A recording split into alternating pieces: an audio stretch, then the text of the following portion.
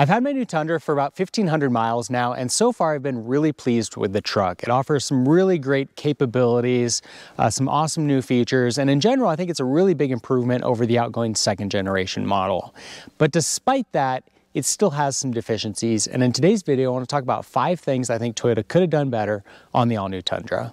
My first item is specific to certain trim levels of the Tundra, which combine a weird mix of accent materials for the grille, door handles, window surround, rear bumper, and wheels. Now this combination of materials is going to vary depending on trim package. On my limited model, you'll see surrounding the grille, we've got this plastic piece that has kind of a brushed aluminum look to it. Fairly attractive overall. But then we come to the side of the truck and our door handles and the surround on the windows is chrome. Seems really odd to me to mix those two different materials that are close but not the same. And then we come to our rear bumper and we've got that brushed aluminum look again. Now to really top it off, you'll see that our wheels are black.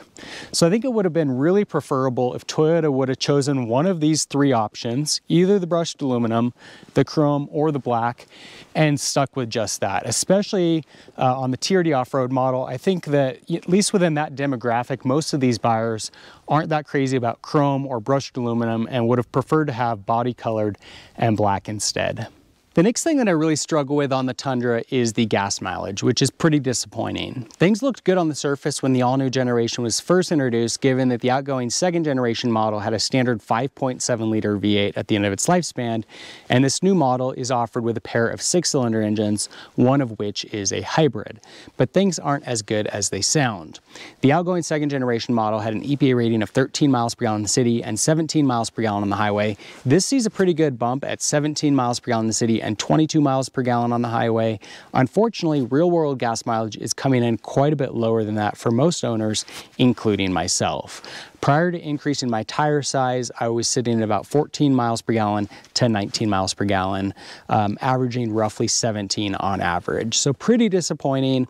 And then even though they're offering it in a hybrid powertrain, Toyota decided to focus more on horsepower and torque rather than fuel efficiency. And so the EPA rating on that hybrid model is only 19 miles per gallon in the city and 22 miles per gallon on the highway. So you're only seeing a 2 mile per gallon increase in city driving and no change in highway driving. As far as real world driving conditions, we don't know just yet because the truck hasn't been placed in production, but my guess is going to be that it's similar to this truck, where it's probably going to come in a little bit lower than those EPA numbers. As you can see, this truck's got a really nice set of tires that are well proportioned to the vehicle. Unfortunately, they are an oversized aftermarket tire. The stock tires that you get on the Tundra are quite puny in comparison, and they give the truck almost a lowrider effect. I think part of that is because the truck has this really bold, aggressive nature to it. It's got a very athletic stance.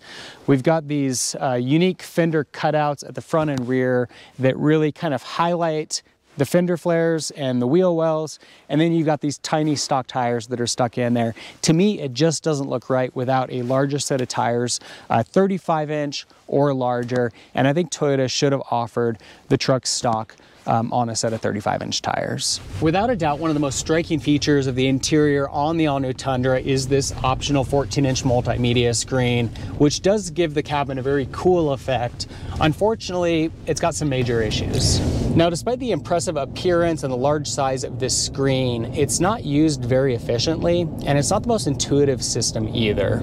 You'll see currently we're on audio, and just the layout of the screen, it doesn't necessarily look bad on the surface, but everything's in a really large font, it's spread out, and I just feel like they could have really compacted things on the screen and made it a lot more efficient. To go through our favorites, we've got to scroll through, we've got these big squares. I would have preferred to just have little lines and cram a lot more favorites into a smaller area. The other thing that I really see as an issue with this is that in this instance, we're seeing just audio. We don't get navigation or Bluetooth or any other vehicle settings shown on this main screen. My 4Runner, in comparison, has a much smaller screen, and on that screen you can configure the home menu to give you a variety of information. So you've got like navigation, you've got 4 different phone contacts, and you've got fuel economy information all shown on the same screen. We don't get that in this instance. You've got to go to a different screen along the side here to get any of that specific information separately. So same on navigation here. If we go to Bluetooth, you'll see because I've got CarPlay connected to the vehicle, this screen is basically not even functional. I personally would have liked to see CarPlay, and if you go to this menu, you could still place calls through the Toyota system, but they didn't offer that functionality. If we click this button here, same thing again. They've got a really large area to not give us a whole lot of information with the fuel efficiency, and then same thing with settings here. Again, we're seeing giant fonts, and it just doesn't seem like it's used that well. The one saving grace to the system is that it is CarPlay and Android Auto capable, and so if you use those apps, it's gonna make the system a lot more functional. But again, we're just seeing larger fonts of everything. I don't know that you get a whole lot of added benefit from this large screen, except when it comes to using the camera system. In addition to this infotainment system having issues when it comes to usability and efficient use of the large multimedia screen, it's also had quite a few bugs. There have been multiple times that I've got blank screens, things have shut down unexpectedly. There have been times that I get error codes telling me that I need to re-enter a PIN or reconnect my phone, that it's lost network connection. It's been a constant headache, and there have been many times where I'm banging my head against a wall because of this system. Hopefully some of those bugs will work out over time with over-the-air updates, but I think ultimately the real issue that we've got going on here is that Toyota developed this system in-house as opposed to other systems in the past that have maybe been developed by third parties. And so this system all around has just been a huge headache. It looks really cool from an aesthetic standpoint, but when it comes to the functionality and usability, it's definitely lacking. So there you have it. That's my list of 5 deficiencies on the all-new 2022 Toyota Tundra. 4 of them are pretty minor and I can overlook them without too much heartache. The one that I struggle with is fuel efficiency. That'd be the one reason that I might deter other potential buyers from picking up the all-new Tundra.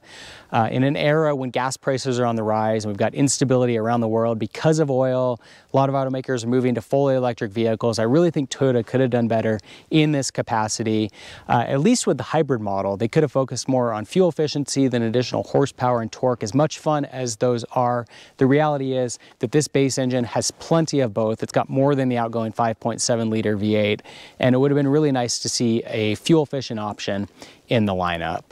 Love to hear what you guys think in the comment section below. Do you think that the fuel efficiency is a deal breaker on the 2022 Tundra, or are there other things that are the deal breaker for you? I know some of you guys are gonna go the opposite direction and say that not offering a V8 is the deal breaker. So we'll see how many comments we get along those lines. If there's something else, love to hear what you guys think about that too. For more videos of the all-new Tundra, be sure to subscribe. And in the meantime, thanks for watching.